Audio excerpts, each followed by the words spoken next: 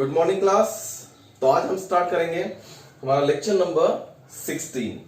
Lecture number 16 में light जो अब रिवाइज्ड सिलेबस के हिसाब से जो सेकेंड यूनिट था, राइट, फिजिक्स का ह्यूमन आई, उसमें से एक पार्ट लिया गया है, that is prism, right. So prism को हम एज अ फर्स्ट यूनिट में ही कंटिन्यू करेंगे, राइट, यानी लाइट सेक्शन में ही हम इंक्लूड करेंगे। ओके, सो प्रिज्म यानी कि पहले होता क्या है वो जान लो। प्रिज्म एक ऐसा एक्सपेरिमेंटल डिवाइस है, राइट, जिसके रिफ्रैक्टिंग सरफेसेस एक एंगुलर फॉर्म में अरेंज किए जाते हैं, राइट। जैसे हमने ग्लास स्लैब पढ़े थे, एक रेक्टेंगुलर ग्लास स्लैब इस तरह से, राइट। एक चीज हमने पढ़े थे, यहां से इंसिडेंट रे आई, रिफ्रैक्ट हुई और फिर रिफ्रैक्ट, जिसमें हमने लैटरल डिस्प्लेसमेंट का कंसेप्ट पढ़े थे, याद है। तो ये इसको बोला जाता है ग्लास स्लैब। आप देख पाते हो, इसको हम इंसिडेंट रे बोला जाता है और इसको इमर्जेंट रे, राइट। दोनों incident ray and emergent ray both are parallel to each other, right, because if you observe this is one of the refracting surface and this is another. Both the refracting surfaces are parallel to each other. That's why incident ray and emergent ray are parallel to each other. This is the situation happening in the glass slab. But now we will deal with the prism, right class? So in that prism, two refracting surfaces are arranged in the angular form like this. I will show you the diagram, right. Supposed to be a straightforward diagram. It looks like a triangle, equilateral triangle mostly,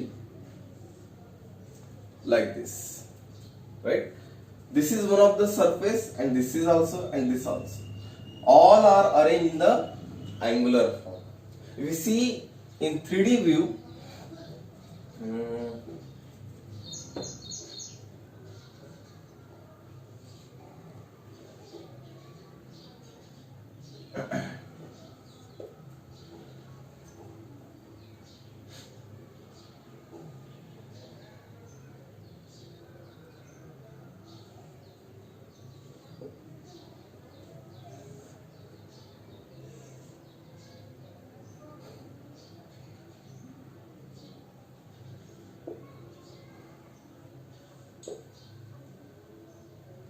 like this, right. यहाँ पे जो base होगा वो दिखेगा नहीं, यहाँ का कुछ इस तरह से अरेंज होता है ना। ये देख पा रहे हैं, ये सरफेस S1 मैं मेंशन करता हूँ, ये सरफेस S2, ये दोनों एक एंगुलर फॉर्म में अरेंज किए गए, उसी चीज को बोला जाता है prism, right. And the angle between two refracting surface called as angle of prism, जिसको हम अल्फा से रिप्रेजेंट किए जाते हैं, ठीक है। The angle between two refracting surface called as angular prism, angle of prism, right class. So what is mean by prism?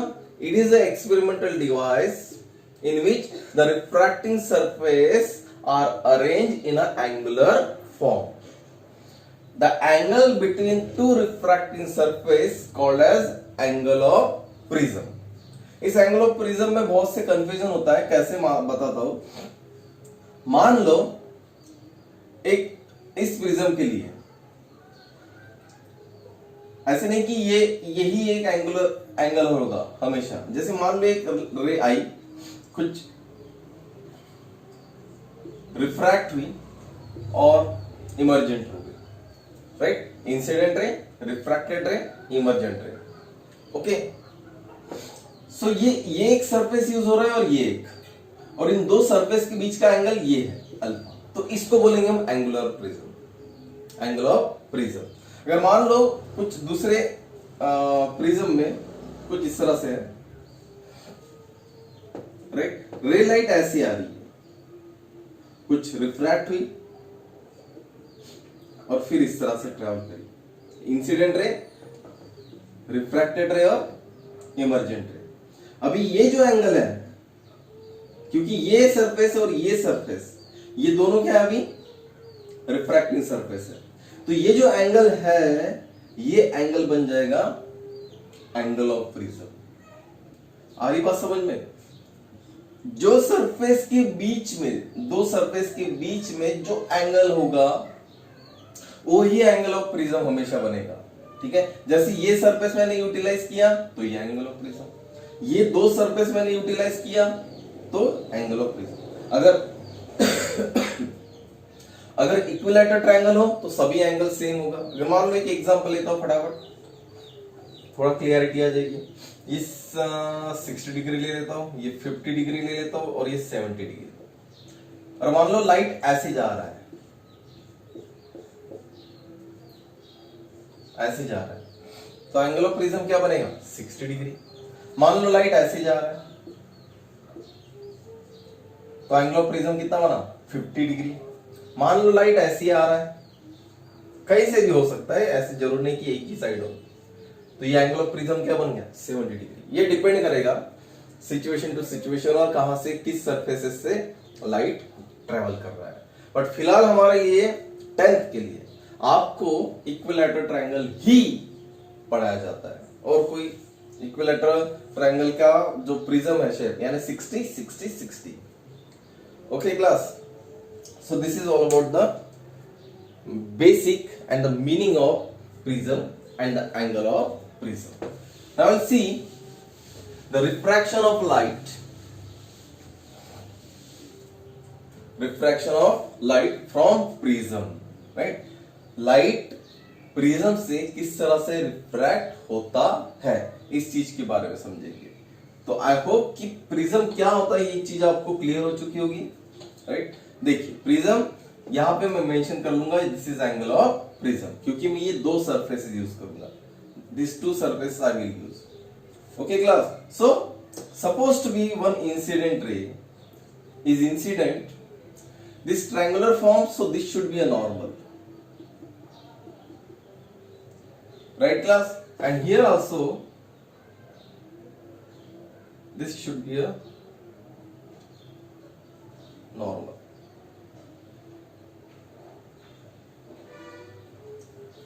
Okay class, so after when this is incident ray, be remember this point is very important for your future point of view, also for exam point of view. बहुत बार ये question पूछा जाता है, as it is आपको mention करना है, right? सो और ये पूरा ग्लास का बना है, इधर हम मान लेते एयर और इधर भी एयर, और ये क्या है ग्लास। ओके क्लास, तो क्या होगा जब ये नॉर्मल, ये N1 दे देता हूं और ये N2, एयर से ग्लास की तरफ जाएगा तो बेंड टुवर्ड द नॉर्मल, ये हमने रिफ्रैक्शन में पढ़ चुके हैं, right? So bend toward the normal यानी इधर कुछ बेंड होगा, कुछ इस तरह से जाएगा ट्रैवल। आप देख पा रहे हो स्ट्रेट लाइन ड्रॉ किया मैंने पैरेलल टू द बेस, है ना? ये बेस लाइन है और ये पैरेलल लग रही है, बस वैसे ही ड्रॉ करना है। दिस ये एंगल कौन सा है? Angle of incident. ये एंगल कौन सा है? Angle of refraction R1। ये एंगल कौन सा है? Angle of refraction R2।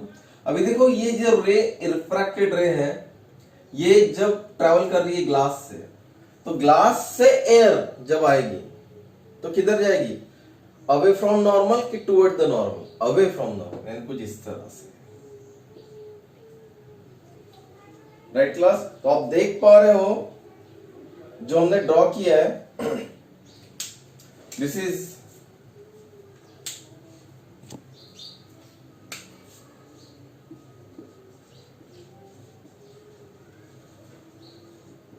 refracted ray and this one is emergent ray. Okay class, so if you observe the incident ray and the emergent ray, this angle is angle of emergence, incident ray and the emergent ray, they are not parallel to each other, right? They are making some angle or some we can say this emergent ray bending toward the base of the prism, right class? So this is the situation happen when the light will refract from the prism, right? So you have to write like that. When the incident ray incident on the one surface of the prism, right, it will refract, right, which is traveling in a straight line,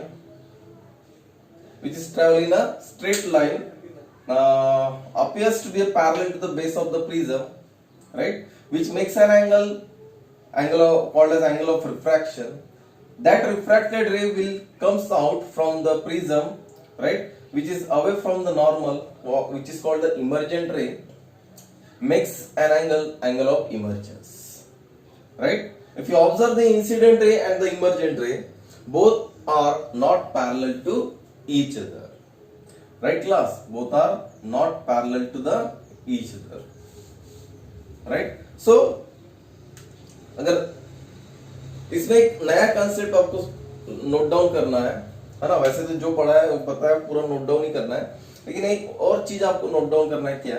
मानो ये prism ना होता, अगर रे ऐसी आ रही है, ये इंसिडेंट रे ऐसी आ रही है, तो कैसे ट्रैवल करती? कुछ इस तरह से,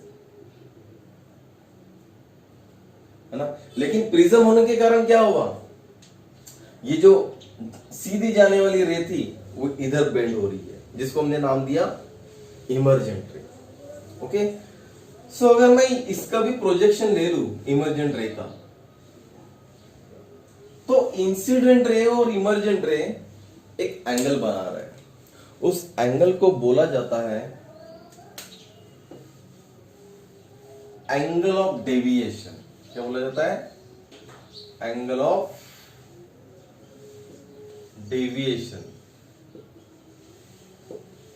यानी लाइट कितना डेविएट हुआ, बेंड हुआ, राइट? ये डिपेंड करेगा कि ये एंगल ऑफ प्रिज्म क्या है, राइट? और कितना लाइट इंसिडेंट हो रहा है और किसके हिसाब से इमर्जेंट हो रहा है। ये सभी फैक्टर्स पे डिपेंड करेगा एक नया चीज जिसको बोला गया angle of deviation.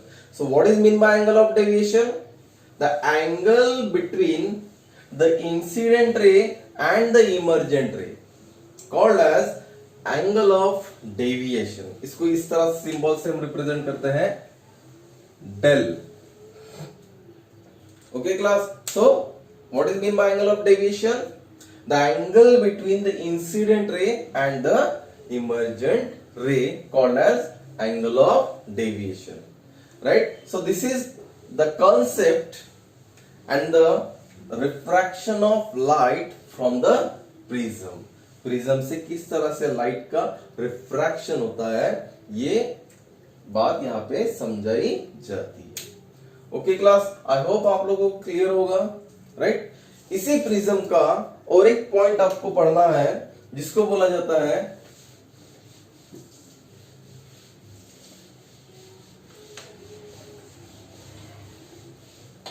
Dispersion of light.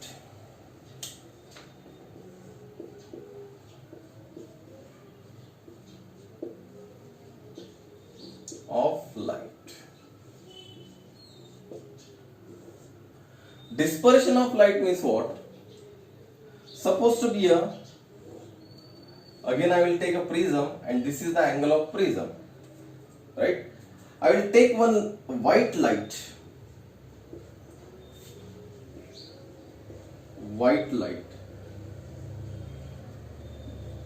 right? When white light travel from the prism, I will draw all the normals here.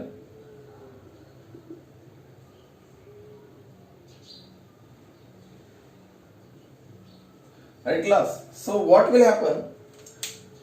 This white light will divide or disperse into the different 7 colors.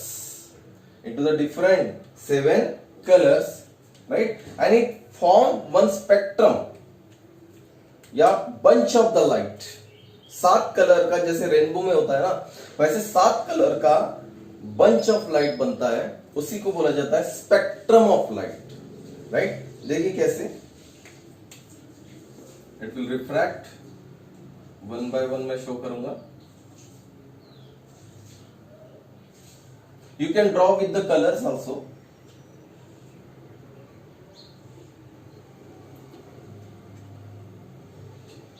ध्यान रखना, जब आप refract कर रहे हो glass तक, आप straight line draw करना, यहां से लेकर यहां तक के, चाहे वो, और बेसिकली जो एक हॉरिजॉन्टल लाइन आपने ड्रॉ करा उसके सब नीचे ड्रॉ करना। सो 7 लाइंस हो गई। अभी जब प्रिज्म के बाहर आप निकालोगे तो ऐसा स्ट्रेट लाइन मत ड्रॉ करना, सीधा सीधा, है ना, ये बेंड होगा इधर, क्योंकि हमने एक लाइन के बारे में पढ़े थे ना, जो बेंड होता है टुवर्ड द बेस, तो सभी को आपको बेंड करवाना है।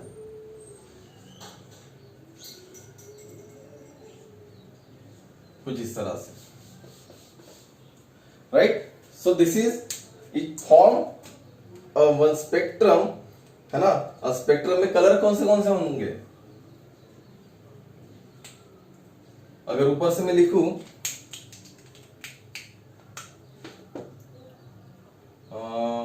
Red, orange, yellow, green, blue, indigo, violet, VIBGYOR. In short उल्टा आप पढ़ो तो क्या बोलेंगे इसको? VIBGYOR, VIBGYOR, violet, indigo, blue, green, yellow, orange and the red. तो सबसे, है ना, इस तरह से एक स्पेक्ट्रम फॉर्म हो जाता है, राइट। उसी को बोला जाता है spectrum of light. So what is mean by spectrum of light? When the light travel or refract from the prism, it forms the bunch of light, 7 different colors, bunch of the light, right? That pattern or that bunch of the light called as the spectrum of light, right? A simple word, the bunch of different 7 colors of light called as spectrum of light, right? So this is meaning of the dispersion of light. अब यहाँ पे कुछ बात है आपको ध्यान रखना है।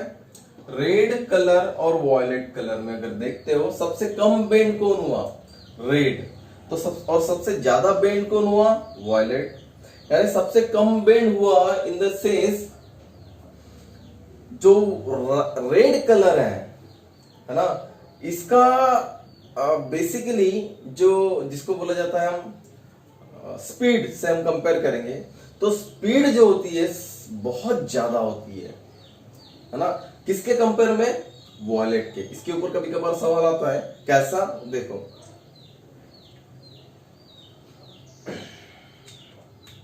कि रेड कलर जो है, why the red colour does not bend more, और which colour does not bend more and why?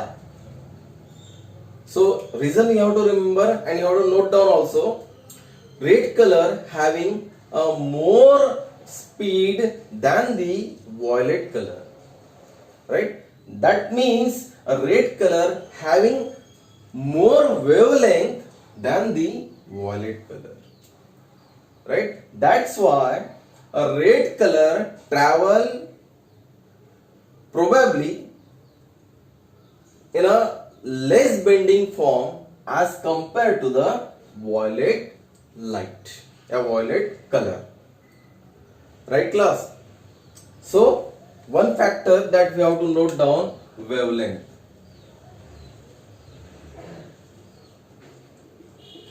Wavelength, lambda. So wavelength of red color is more, उसके बाद थोड़ा कम ऑरेंज का, फिर येलो, फिर ग्रीन, ब्लू, यानी वेवलेंथ घटते जा रहा है। जैसे जैसे आप रेड से वॉयलेट की तरफ जाओगे वैसे वैसे वेवलेंथ क्या हो रहा? घट रहा है। इसलिए देखो, बोर्ड वगैरह आप देखोगे जहां पे डेंजर जोन होता है, इलेक्ट्रिक पोल, है ना, रेलवेज, वहां पे जहां पे डेंजर होगा वहां पर रेड कलर से रिप्रेजेंट किया जाता है, क्योंकि रेड कलर ऐसा है जो दूर तक ट्रेवल कर लेता है और दूर से भी हमको आसानी से दिख जाता है ना। That is meaning. जैसे सनरेज और सनसेट होता है ना, तो सनसेट और सनराइज क्यों हमको रेड दिखता है उस वक्त में, सनराइज और सनसेट के वक्त सन, क्योंकि लाइट उस वक्त जब एटमॉस्फेयर में आता है ना, सो वहां से भी रिफ्रैक्शन होता है और रिफ्रैक्शन होने के कारण जब ऐसी हमारा अर्थ का ऐसा शेप होता है ना, ऐसा, ये इसको हम पोल बोलते हैं और इसको हम इक्वेटर बोलते हैं। तो इक्वेटर अगर पोल से हम कंपेयर करें, हम सेंटर में अगर रहते हैं तो ये ज्यादा होता है इक्वेटर। तो यहां से जब सनरेज आता है ऐसे हॉरिजॉन जिसको बोलते हैं, तो सनरेज आते वक्त यहाँ पे सन अगर होगा तो वो यहां से लेकर यहां तक से दूरी तक जो कलर ट्रेवल करता है वो होता है रेड, तो कुछ फिर ऑरेंज, राइट, कॉम्बिनेशन में। तो इसलिए हमको रेडिश कलर दिखता है किसका, सन का, ड्यूरिंग सनराइज और सनसेट के वक्त। Okay class, so this is all about what, wavelength of the spectrum. तो वेवलेंथ क्या हो रहा है, रेड से वॉयलेट की तरफ जा रहे हैं, तो वेवलेंथ क्या हो रहा है, घट रहा है। लेकिन यही अगर पूछा गया ऐसा, वॉयलेट से रेड की तरफ जाते तो वेवलेंथ बढ़ रहा है। Okay, so in both way you have to remember. Another point, frequency.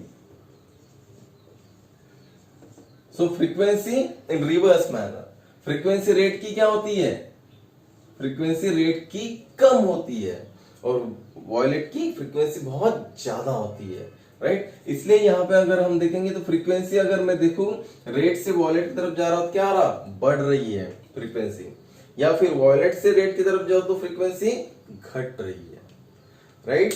सो इस तरह से आप याद रख सकते हो। सो this is meaning of dispersion of light, right class? Now next, in that last year में एक क्वेश्चन पूछा गया था इसी के ऊपर, वो क्वेश्चन कैसा था वो भी हम डिस्कस कर लेते हैं।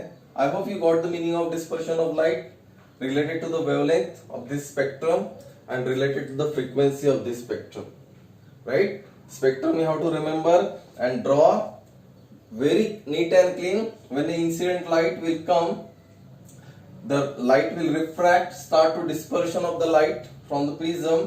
जैसे हम स्केल से कोई व्हाइट लाइट को देखते हैं तो आपको रेनबो दिखता है ना, 7 कलर दिखे समान लगते हैं, वैसे कुछ यहाँ पे भी है। ओके क्लास, सो कुछ बेंडिंग फॉर्म वगैरह प्रिज्म के अंदर, प्रिज्म के बाहर इस तरह से शो करना, ये ध्यान रखना है ना, और इस तरह से ड्रॉ करने की कोशिश करना। चलिए, तो इसमें क्वेश्चन क्या पूछा गया था,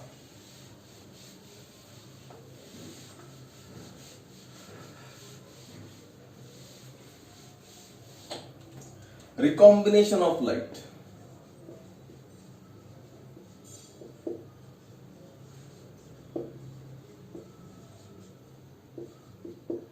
लाइट सिंपल से एक पॉइंट है, रिकॉम्बिनेशन ऑफ लाइट यानी क्या, ध्यान रखना, कोई लाइट जो डिस्पर्स हुआ, जैसे हमने अभी थोड़ी देर पहले बोला, लाइट डिस्पर्स हुआ, एक व्हाइट लाइट आया है ना, 7 कलर में, 7 कलर्स में डिवाइड हुआ,